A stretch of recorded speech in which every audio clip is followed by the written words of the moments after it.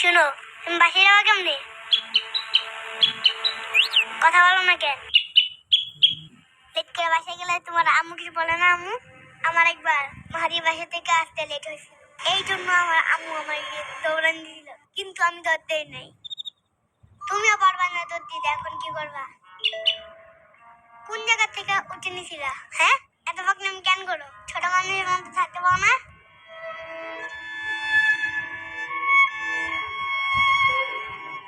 মারে নিয়ে বাসে রাখতে পারবো না, কারণ আমার আম্মু।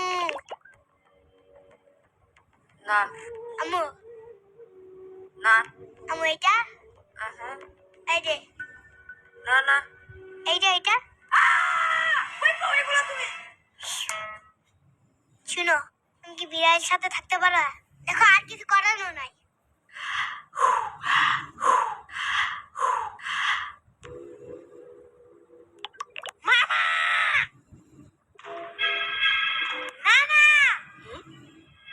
তোমার বাসায় আসলে সবাই ঘুমায় কেন?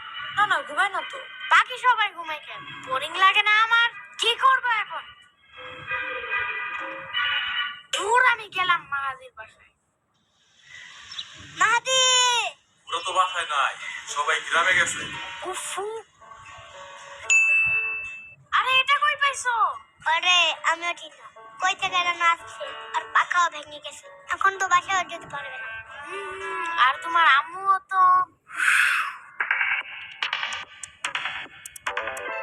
ওয়েল, চলো চলো, ওর হাতে হাতে ব্যান্ডেজ করা লাগবে।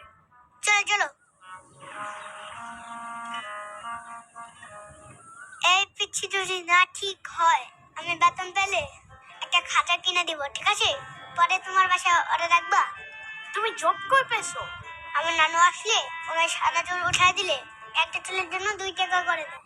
হ্যাঁ, একদিন 15টা উঠায় দিছিল, পরে আমার বোনাস দিছে পুরো 50 টাকা। আমার নানুর চুলও কালো করা বন্ধ করা লাগবে, কারণ আমার এই জব দরকার। এই পিচ্চি পাখি খায় কি? এখন আমার বললো না যে ওর জন্য আমার পোকা ধরে ধরে আনতে হবে। I hate বাগস। আরে না না না, আমার বাসায় অনেক তেলাপোকা আছে, ওইগুলো তোমাকে এনে দেবো, ঠিক আছে? কোনো সমস্যা নাই।